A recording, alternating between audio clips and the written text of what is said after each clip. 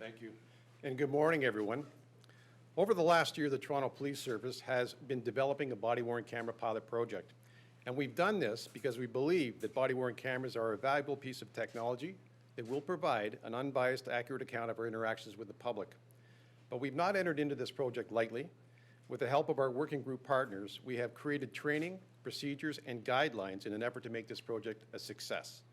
Today, after undergoing the training process, we are pleased to introduce you to a few of the 100 police officers that will be participating in this project. Each officer here has one of the 3 pieces of equipment that we will be testing, and these cameras will be live in our community on Monday, May the 18th, with full deployment by the end of May of this year. The officers are members of the TABIS Rapid Response Team, the Traffic Services Motor Squad, the Primary Response Unit at 55 Division, and the Community Response Unit at number 43 Division. These areas were chosen because of the quality and quantity of engagements that we have with the public and the full support of the unit commanders at those locations. The body-worn cameras will be activated every time an officer responds to a call for service or is investigating an individual during the course of their duties. Officers are expected to notify the public when activating the body-worn cameras as soon as reasonably possible, and officers have been trained on issues of privacy and human rights. How the community's response to this project is just as important to us. And as part of our project development, we have consulted with various community organizations and have delivered more than 20,000 surveys. We will continue to consult with the public throughout this project. I would also like to take the opportunity to thank the members of our working group, and not just the dedicated members of the Toronto Police Service, but representatives from the Information and Privacy Commissioner, the Ontario Human Rights Commission, the Ministry of the Attorney General, and the Toronto Police Association. Your advice and your insights have helped us carefully consider our decisions on issues of mutual interest. And at this time, I would be happy to answer your questions. I'm sorry, I didn't hear that. Absolutely, yes, they are. Can you give us a little bit of a rundown between the differences with the 3 cameras you're testing? They all capture video and audio. They're all from different manufacturers. They all have similar features, but they're all different in size and weight and configuration. So there are some features that the officers need to experience themselves to determine whether or not it's easy to use and actually helps in the background in terms of the software to manage the videos that are going to be stored in our secure servers here at police headquarters. How long will the data be stored, like the video be stored, and also is it stored on the device or is it streamed to a server? Okay, so the video images themselves, it's an encrypted recording, which is downloaded to a secure server at police headquarters, and the default rule for storing this information is 1 year. However, if the information is required for an investigation that is going through the courts process or other types of investigation, it'll be flagged and stored much longer. And can the officers turn the cameras on and off at their discretion? The officers will be turning the cameras on, so they'll be in standby mode the whole time they're using them. However, they have the discretion to activate those cameras based on their training, and as I described, when they're attending a call for service, or they made a decision to have investigative contact with a person, they'll activate or turn the cameras on. Can you elaborate on the rollout? You mentioned full deployment by the end of May. Full deployment means full deployment of 100 police officers in this program by the end of May. And that will last for a year, this kind of project? We are looking to evaluate, we started the evaluation already, but the program will be complete in terms of an evaluation by the end of March 2016, and then we will report back to the Chief, the Command, and the Toronto Police Services Board by June of 2016. Were there any incidents that prompted you to decide on using these body cameras? Well, there's been a number of reports that have been processed on behalf of the Toronto Police Service and given to the Toronto Police Service that have assisted us. I mean, we have the Police and Community Engagement Report that was conducted that recommended using body-worn cameras. We have the Yakabuchi Report about persons in crisis that recommended we explore using body-worn cameras. We've got 3 inquests in the City of Toronto that were captured on in-car camera systems that proved to be of assistance to those processes, but they said you should also explore using body-worn cameras. And there's just been worldwide interest in this technology. So combined, Chief Blair asked that we conduct a pilot project to explore the the operations of these cameras. How much is this costing, this project? This particular project, we were given a budget of $500,000, and we are under budget at this particular time.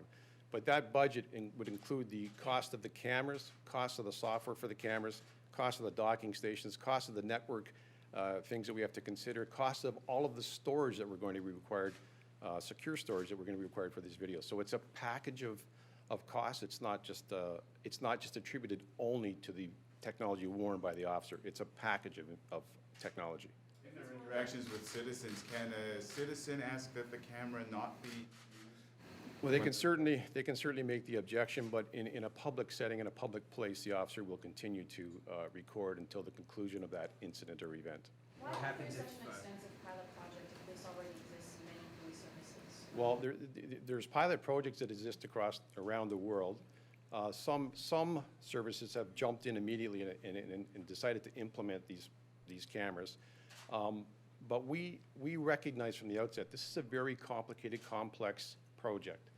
The environment in Toronto is very complex as well. We needed to know about the privacy laws. We needed to know about whether or not we would have any difficulties with charter challenges down the road. So we had to do a lot of homework to get this right. And we want to do it right for the community and the officers that are actually using this.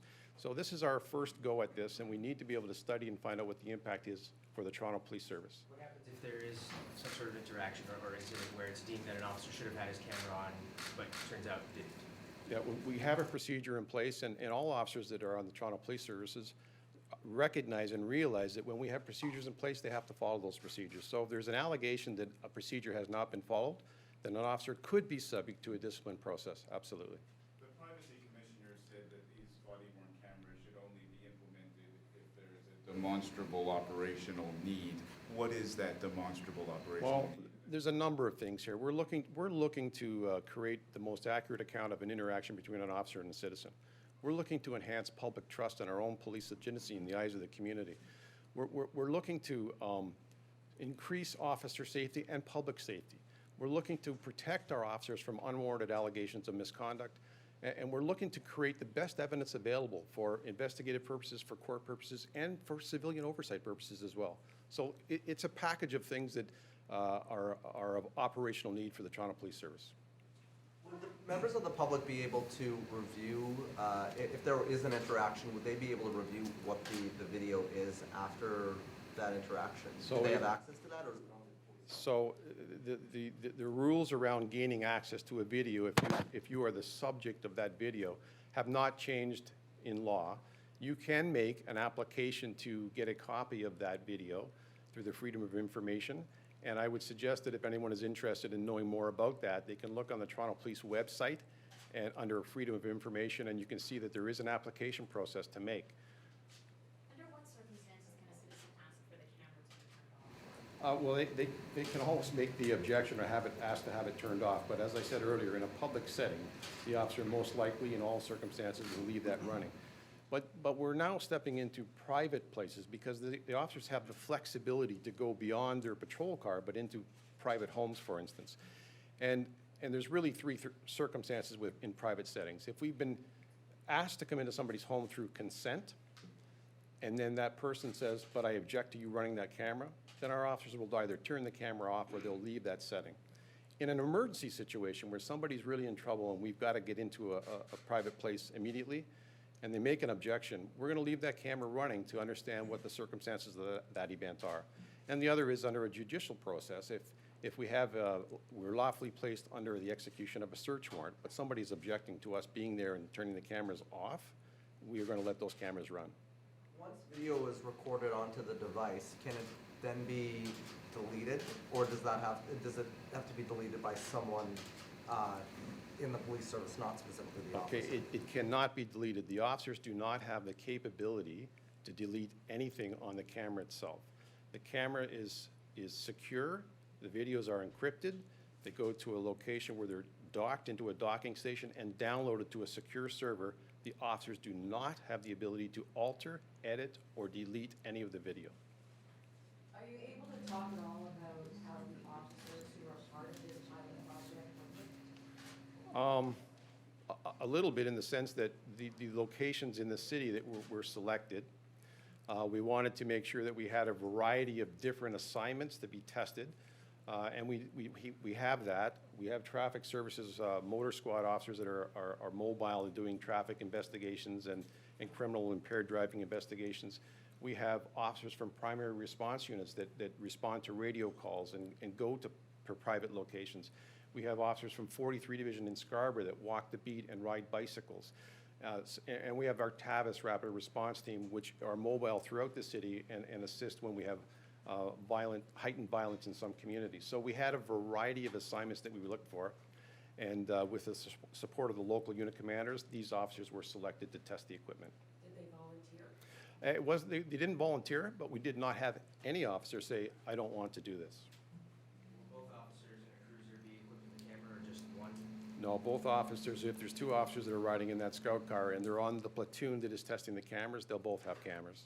Are you doing 3 different devices to test out which one works best, or is it going to be 3 Well, different there is an evaluation component to this about the equipment itself, and we went through a public request for proposal where the organizations went through that process. They were selected by the Toronto Police, and we are evaluating that technology against the request for proposal. Is there any estimated, sorry, is there any estimated cost at all at this point to, if this is rolled out across the service, is there any estimated cost there? I'm sorry, I can't project or speculate on that because there is a wide range of considerations, and I just don't know at this time. Can you just show and tell? Can you just bring an officer forward and show us where the cameras are and where they'd be on the body and, Officer? visually show us? So this officer is wearing his camera close to the head, as close to the level of eyesight and speaking. He'll be able to activate this camera, a single device on the side, and be able to turn it off from a single device on the side as well. Each camera has slightly different features, and I don't know if we want to go through every single one of these, but this particular model. So it's not 3 cameras that they're wearing, it's just one? No, they're only wearing one camera. We have 3 different products. So the officers are actually testing each one of these cameras throughout the life of the pilot project. How much video can one of those devices Thank you. hold? In terms of In hours, terms of hours. do we have this is a guess on my part. Can you give me a number of 32 hours? 32 hours. Thank you.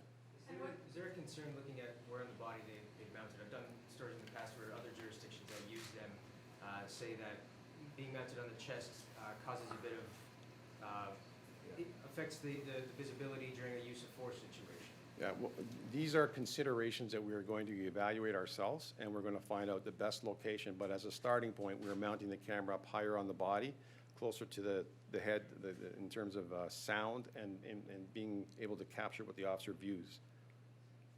Can you talk about the battery life? The battery life ranges, it's different with all 3 cameras, but we have purchased additional batteries that can be wired together with the camera to give them an extended battery life throughout the hours that the officer works, the shift time. Yeah, a question that some people might have is how effective can this be if the officers are able to turn on and off the camera whenever they choose to? Well, it's not whenever they choose to. There's a clear procedural guideline that guides our officers in terms of doing this. And it's quite broad in terms of the types of incidents or events that need to be recorded. I can tell you what it's not. The officers are not wearing this. This is an overt project. This is something that we're not conducting surveillance on people or the community. So the officers are not going to be activating the camera and simply walking through a community and surveilling people and then later looking at a video to say who is associating with who. This is not what this is about. This is about a direct interaction with someone. It's also not about being overly officious. So we're not looking to record casual or informal conversations with people. And our officers are very much community-minded. They're in our communities on a regular basis. They're talking to people. They're talking to young people. And they want them to feel secure that, if we're going to talk about last night's community soccer game or the event we were at together in terms of DJ wars up in Scarborough Town Center, those types of conversations will not be recorded. But it's quite clear. If an officer has been called to a call for service or they're conducting an investigation of an individual, they will be recording. Do you have any stats on how effective similar programs have been in other communities? We've done a tremendous amount of research in that area, and I can tell you that depending upon the location of the study, there's a range of results that have occurred. So that's why we really believe we need to test this in Toronto to find out the operational effectiveness for our own service and whether or not we're adding value for our community and enhancing public trust.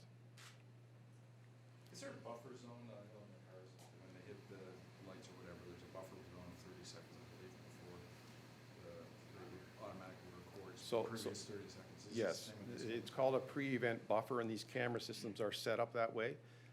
We have two products that are set up with a 30-second pre-event buffer, which simply means that if something occurs in front of an officer and he recognizes, I need to record this, when the officer turns that on, it will have also captured the previous 30 seconds of video, not audio. And so we have, all three products have a pre-event buffer, just like we have with our in-car camera systems on the Toronto Police. And I know you had a demonstration already, but can we do it, see him turning it on and off? And I guess it's the one with the four, whatever, I don't care. And can you actually just point out all three? Can you bring out one of each of the three so we can see the three different models and just point them out to us, Yeah. please? And let's see him turn them on and off. Yeah. We'll give you a cue, guys. We'll give you a cue. Three when we're different ready. types. There's one over there. So can we get you all standing together, please, sir? Yeah, we'll go from our left to our right. Is that okay, guys? That So we'll must start be with the so- sergeant. Yes. So we'll give you a cue, Sergeant, when to turn it on. And before you actually turn it on, where do you turn it on? Like right there? Here. Okay, so that's good. We'll get that. So we'll give you a cue in a second, Sergeant. Take your hand away. Is everybody ready? Yeah. Okay, Sergeant, go ahead and turn your unit on. It's on now. Thanks, sir. So it's a two-piece system. Yes, it is. The cable goes up through my vest. Up That's here. exactly what And that's where it's recorded. Okay, does everybody have the sergeant? We're good? Yep. Okay, Constable, before we shoot you, how do you turn yours on? There's a power button on Right the there? side there. Okay, we'll give you a cue, Constable, and when everybody's ready, is everybody Actually, ready? turn it off now, turn it off now. Yeah, that one goes. Okay, is everybody ready for the Constable to turn it on? Okay, Constable, go ahead, sir. A little bit of boot up time.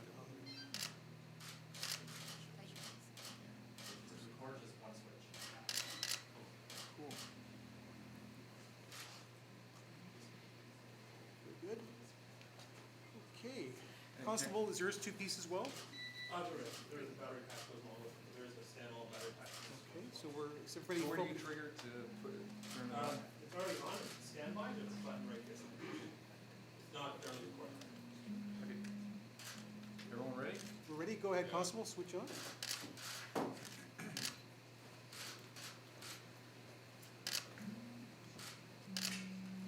Of course, we will come around later and get close-ups. What's the field of view on the different models?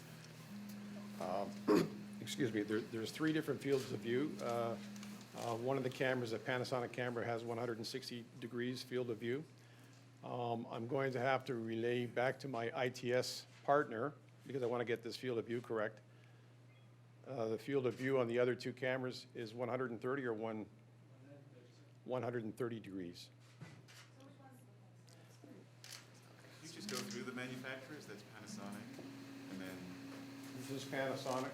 This is Reveal Media, operated in Canada through Integris. And this is Wolfcom, operated by MediaSolve in Canada. What's the per unit cost approximately for each model? There's a range. I'd rather not get into the actual cost for contractual reasons, but I can tell you that there is a range of costs from between about $600 per camera up to a little over $1,000 per camera. There is a dramatic difference between the three cameras, and the one camera is very obvious that triggers, it has a Q light, and it also has a forward-facing screen. Is that a concern, or is that part of the process to make the decision on what camera to use? It was part of the process in terms of our specifications, the RFP, but each camera has different features, and we're going to evaluate how those features work in terms of our operations. Okay, the tally light, that's what I'm looking at specifically. So is a person gonna see, in the end result, is a person gonna see a tally light and knowing that the camera is Like a on? record and- light? Yeah. Yeah, so there's a couple things at play here. First of all, the cameras are placed on the uniform, they're in full uniform. The public will be advised that they're in fact being recorded when they're recorded. There is a record light that shows up on these cameras in different ways. And the last thing that you don't see on this uniform, but will be there for the pilot project, is a small flash that indicates a video camera for people that may not understand English. Will be able to put that on their uniform. So there's a number of different indicators that we're in fact using this equipment. Just a quick question. The reveal media camera in the middle just made a sound and the screen turned off. Is that? That's normal. It's gone into standby mode, but the officer might be able to indicate, maybe he's turned it off. Have you turned it off? No, just in standby mode now. Standby mode. Is it still recording at this point? There's a buffering that's happening in the background for the 30 seconds, and when the officer activates that camera, it will in fact record. How robust are the units? You know, like approximately how much impact or water can the different units Well, sustain? those are one of the considerations that we put into the RFP. We want to make sure that they're very robust, and we're going to have to evaluate for that as the life of the project goes on. We'll take one last question.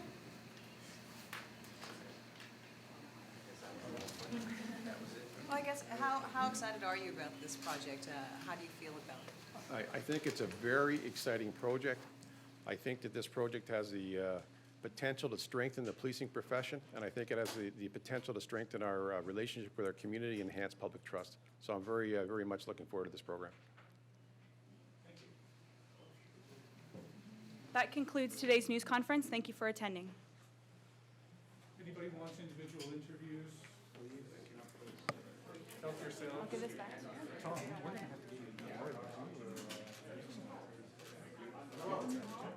Yes, so it's TOM, yeah, Staff Superintendent, and it's TOM RUSS